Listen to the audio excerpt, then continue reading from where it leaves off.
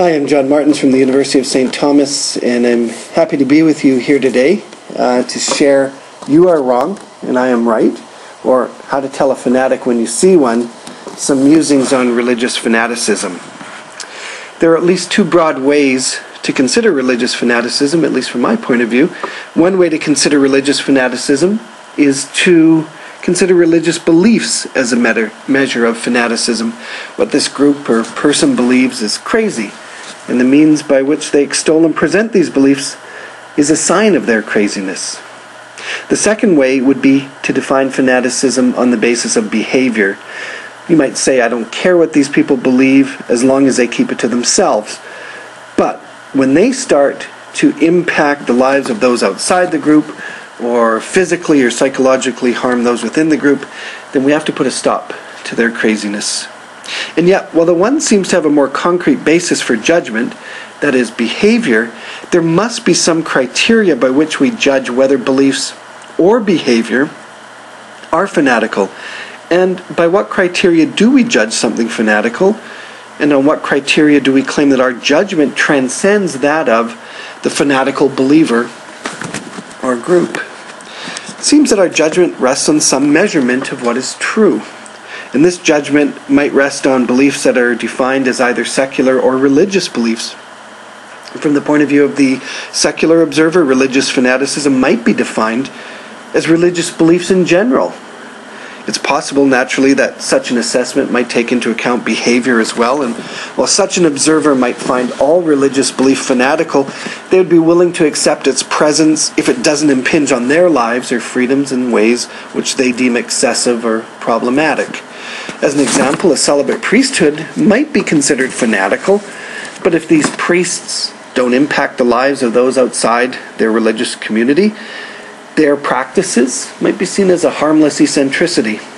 If, however, such priests were to pray and demonstrate outside a Planned Parenthood office, and their behavior was seen as an attempt to limit the rights of others or to have some sort of impact on the freedoms in the secular realm, what might have been seen initially as harmless eccentricity might now be seen as harmful fanaticism. If these religious behaviors crossed over into civil law breaking, this too could be seen as a measure of their fanaticism. So this would be the case from the point of view of a secular observer, and I do think that behavior will be the measure of fanaticism, or at least the extent to which someone who was not a religious person would care about such fanaticism. When we enter the realm of religious observer of fanaticism, however, I think the terms change. Here, even if the focus is that of an external observer, that is, a religious person who is not a believer of the same religious faith as those whom they're defining as fanatical, they might simply find that they're in disagreement with the religious fanaticism under observation. So this assessment would be that of an external observer, and they wouldn't necessarily be judging is this behavior fanatical as a secular observer might, but the beliefs themselves are at odds with what the religious person believes. And so you might have people between religious traditions simply saying, that's crazy, I don't believe in things like that, and I can't accept that. So the first measure would consider fanaticism from the external point of view of someone who adheres to no religious tradition, while the second point of view would be that of an adherent of another religious tradition. But there is, it seems to me, still another position, and that's the adherent of the same religious tradition who's judging someone else in their tradition as fanatical. In this case, you might judge another group as fanatical, not for their beliefs as such, but for their interpretation of religious beliefs, or for their behavior as a result of such beliefs. It's at this level, though, that judgments regarding fanaticism become particularly interesting, for the criticism and judgment are not external, but internal, and the critique is not really of the belief system, but of the interpretation and application of that belief system.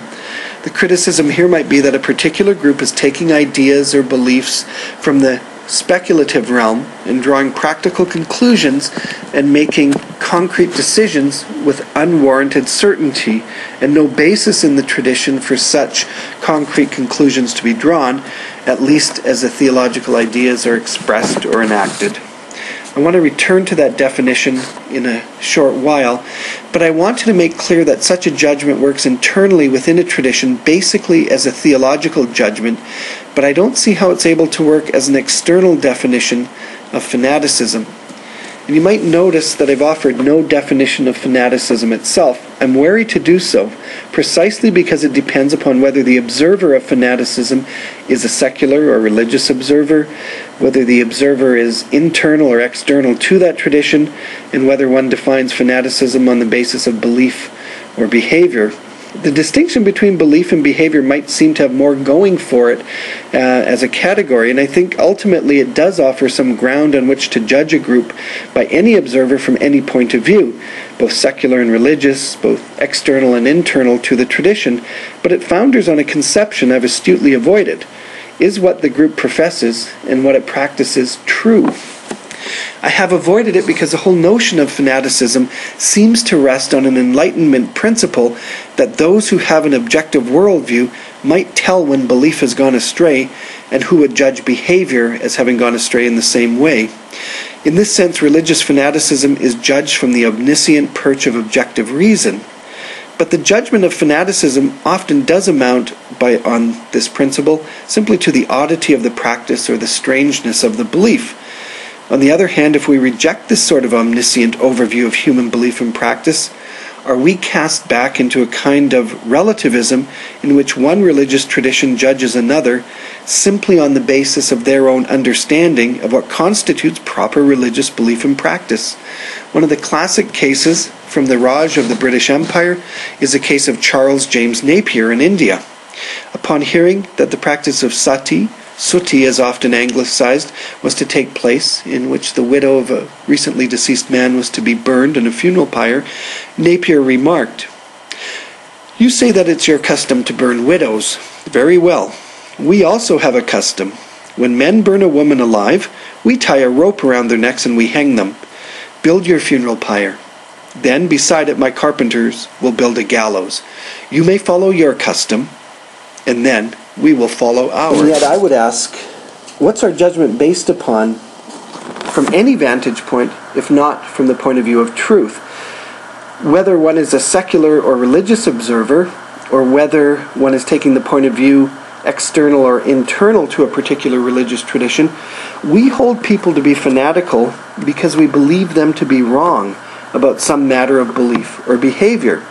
Unless the religious people in question are devious or deceitful or crazy, and without question you can find people like this amongst all people, most religious people hold beliefs and act in certain ways because they hold these beliefs to be true and their actions to be warranted. That is, they believe they have truth on their side, and we, a nebulous we I admit, don't believe they're right. Again, a qualification might be in order. Some people in some religious groups might be indoctrinated. They might be psychologically abused, physically abused, and intimidated. Their free will limited by the use of force and tactics of fear. And I'm aware of this and would not obviously make arguments in favor of this. But are these tactics the root of fanaticism, or simply a manifestation of human behavior taking place, in this case, in a religious setting?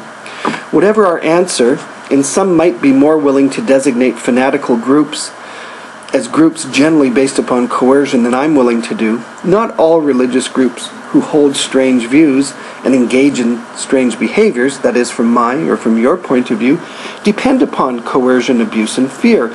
Again, most of these groups believe things and practice things because they hold them to be true. This is why the question of truth cannot be avoided. It's at the heart of what makes a religious person or a religious group act as he, she, or they might. They believe they have divine warrant for their behavior, so however fanatical they might seem to an outsider, God, a power higher than you or I, demands it of them. At least that's their stance.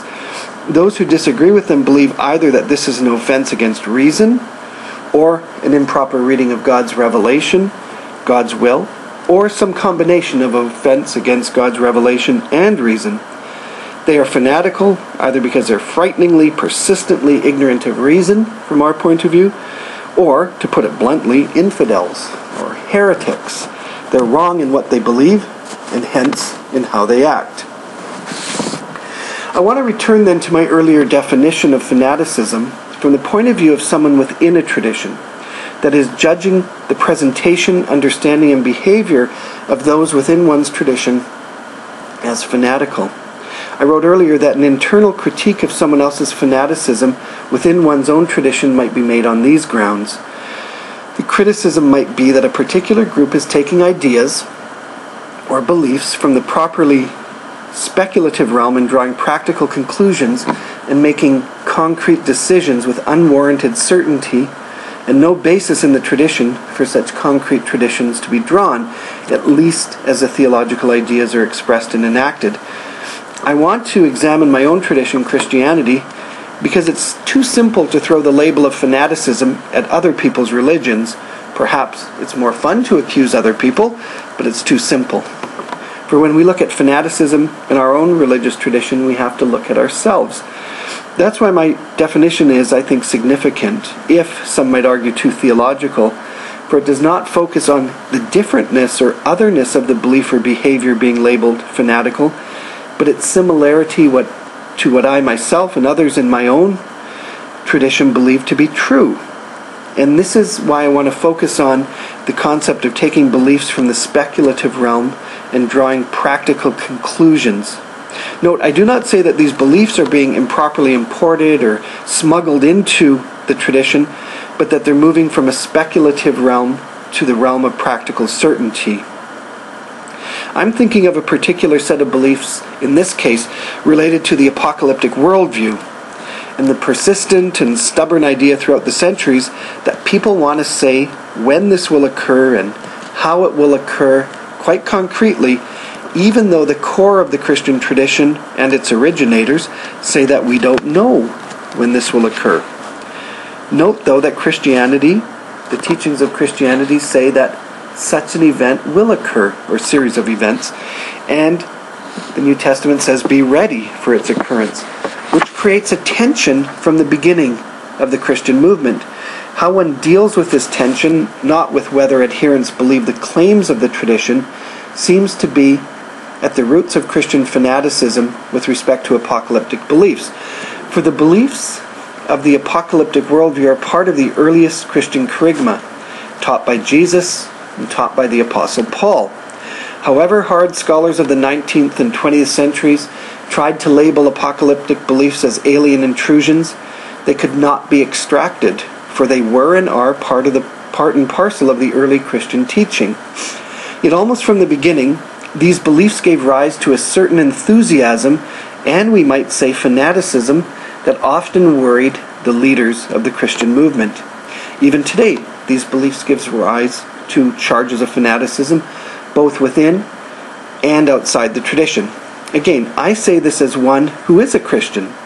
Those outside the Christian tradition might label the beliefs themselves fanatical, either on the grounds of unreasonableness or improper religious belief.